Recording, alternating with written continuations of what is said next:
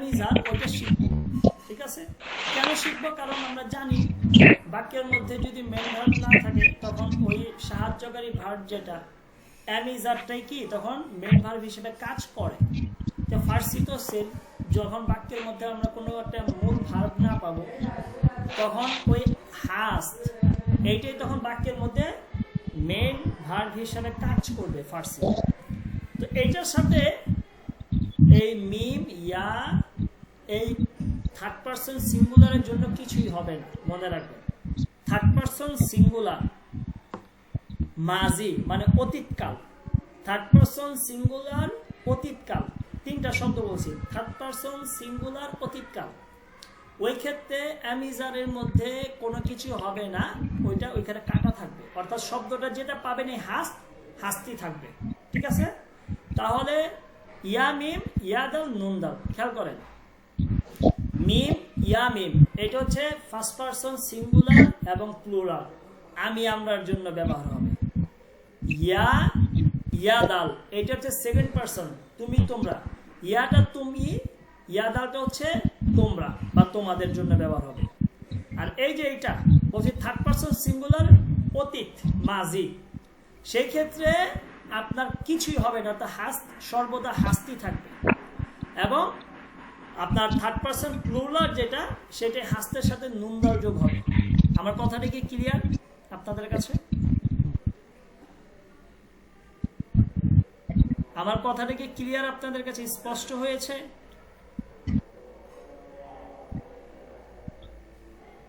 ভাইয়া একটু আবার বলেন। হ্যাঁ, আরেকবার একটু বললে ভালো।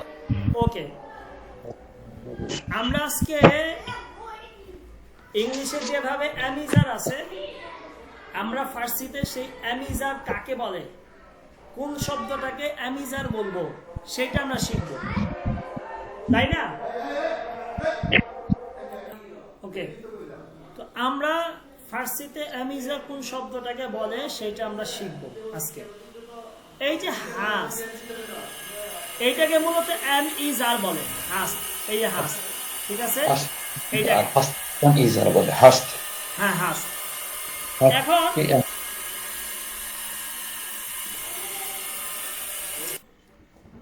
তো এই হাস এইটাতে আমরা শুরু করব, ঠিক আছে? এই হাসটা হচ্ছে অ্যামিজার, মনে রাখবেন। তো এই হাসতের সাথে কখনো মিম যোগ হবে, কখনো ইয়া যোগ হবে, কখনো এই হাস শুধু হাসতি থাকবে, কখনো ইয়া মিম যোগ হবে, কখনো ইয়া দাল যোগ হবে, কখনো নুন দাল যোগ হবে। যখন হাসতের সাথে মিম যোগ হবে তখন অর্থ দিবে আমি হই। যখন হাসতের সাথে ইয়া যোগ হবে তখন অর্থ দিবে তুমি হও।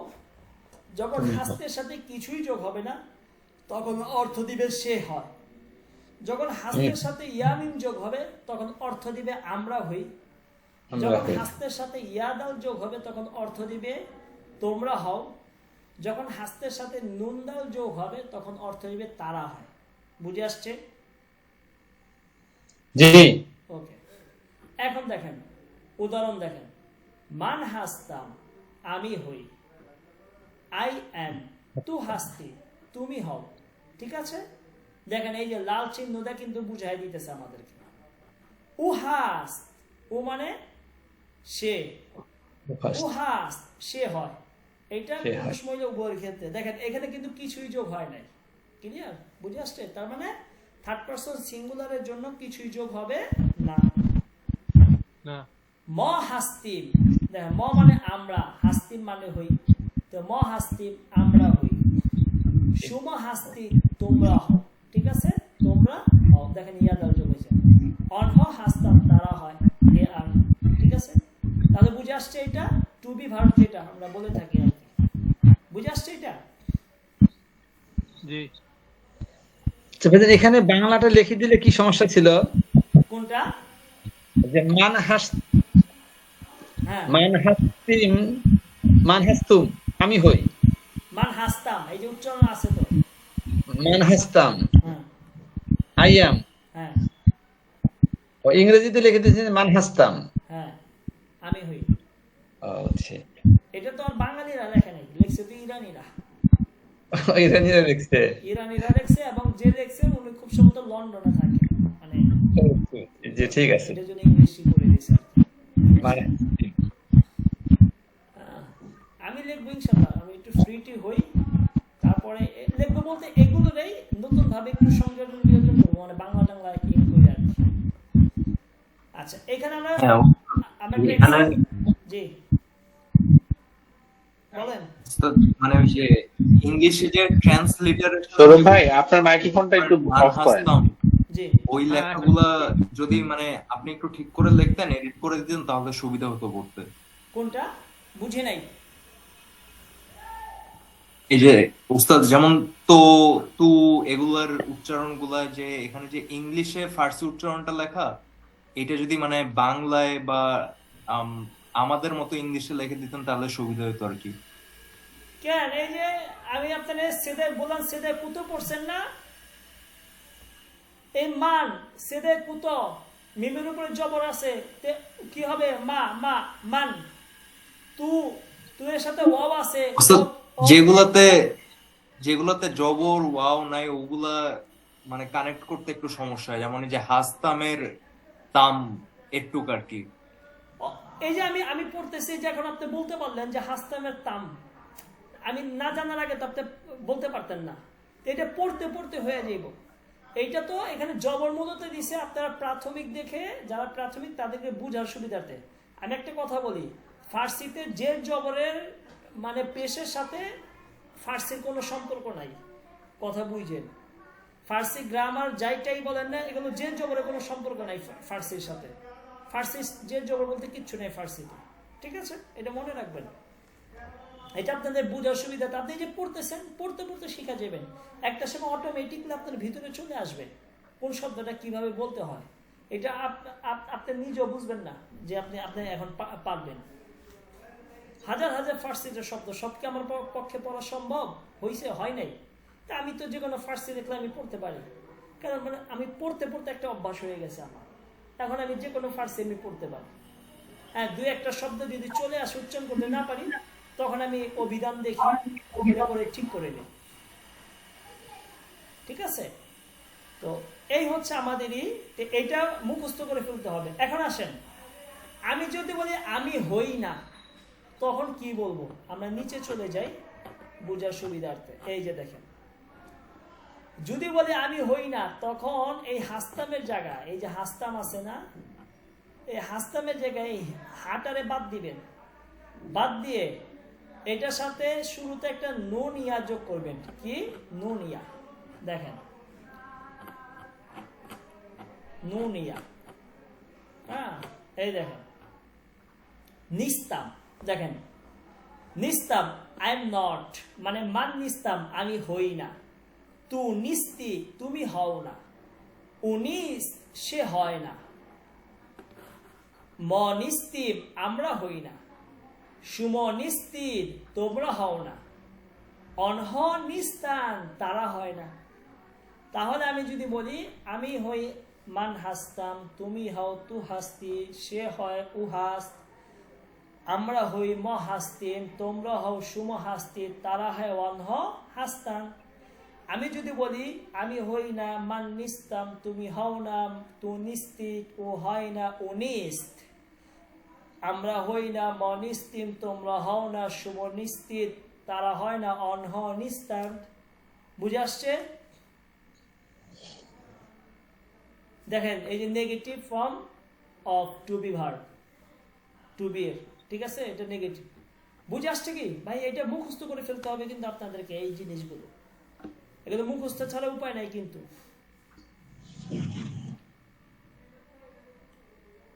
বলেন না, বুঝে আসছে কিনা আপনাদের? জি হ্যাঁ বুঝে আসছে। ওকে, আমরা এখন এইখানে চলে যাই। এইখানে আমরা একটা ধরেন আমরা এখানে দুই ভাবে দেওয়া আছে, দনেশ হাস্তি ওস্তাদ আস্ত। এই যে দেখেন, এই হাস্ত আর আস্ত, এই যে হাস্ত, এই হাস্ত আর হচ্ছে আস্ত, এই দুইটা হচ্ছে থার্ড পারসন সিঙ্গুলার, ঠিক আছে? কখনো আস্ত পাবেন, কখনো হাস্ত পাবেন, মনে রাখেন। দেখেন দনেশ হাস্তি, উস্তাদ আস ফেজিস হাসতান খুব হাসতাম দনেশজু হাসতেন। তো এগুলো দেখে এই যে হাসতি আস হাসতান হাসতাম হাসতিন এগুলো দেখে আমরা প্রথমে জমিরগুলো আমরা মানে প্রোনাউন যেগুলো সেগুলো আমরা ব্যবহার করবো। কোনগুলো প্রোনাউন? এই যেগুলো মান ম তু সুম ও অনহ, আমি আমরা তুমি তোমরা সে তারা, তাই না? তো দেখেন দনেশজু হাসতে কি হবে বলেন তো এখানে?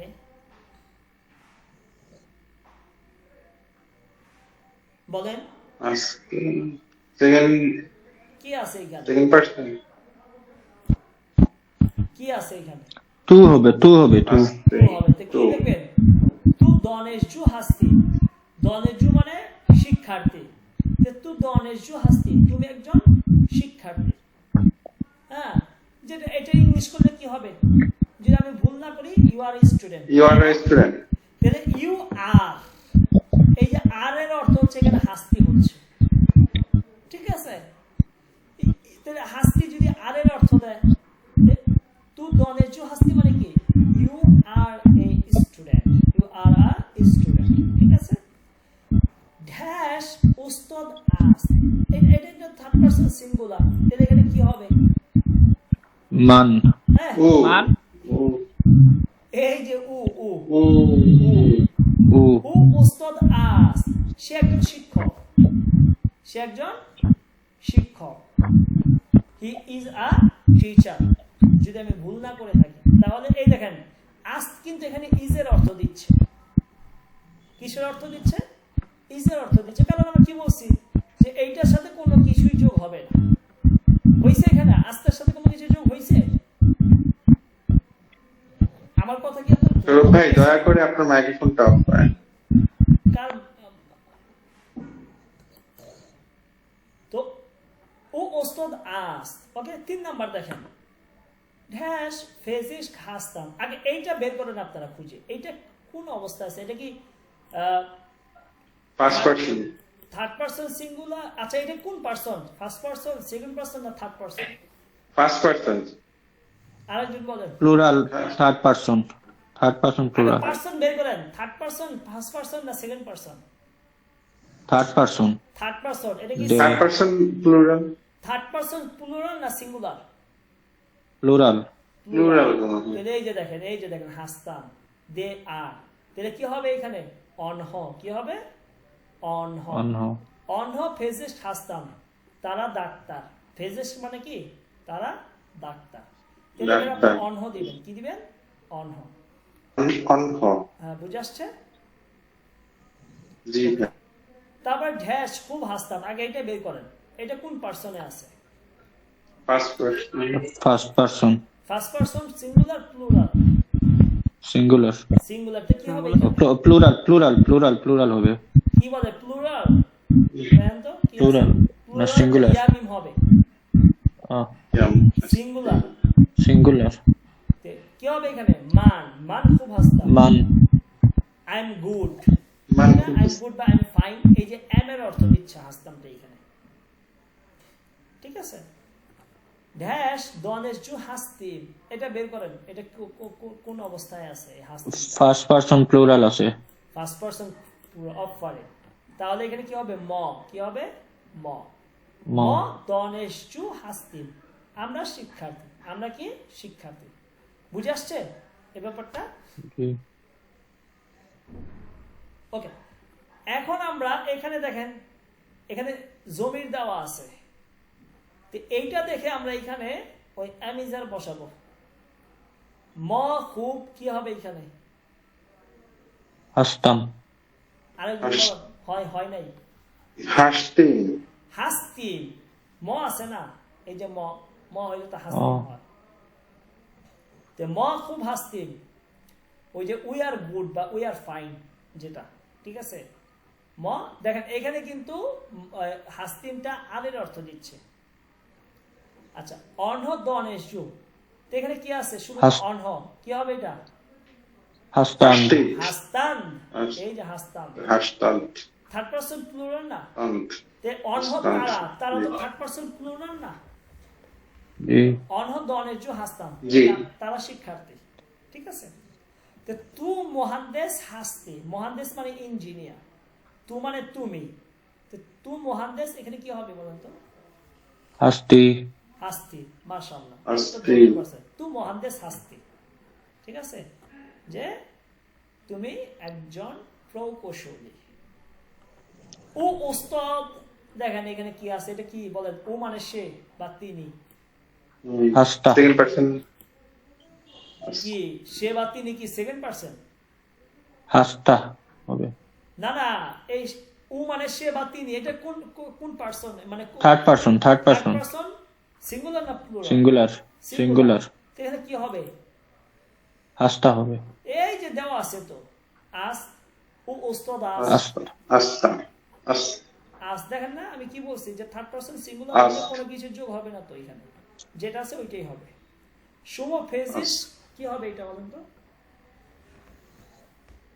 তোমরা, হাস্তি। ফেজিস মানে ডাক্তার, সুমো মানে তোমরা, ফেজিস তোমরা ডাক্তার, কি হবে এখানে? সুমো হইলে কি হয়? হাস্তি। হাস্তিদ, হাস্তিদ, হাস্তিদ, হাস্তিদ, সুমো ফেজিস হাস্তিদ, তোমরা ডাক্তার। বুঝে আসছে? জি জি হ্যাঁ। ওকে, আগামীকালকে আমরা ইনশাল্লাহ এইখান থেকে শুরু করব।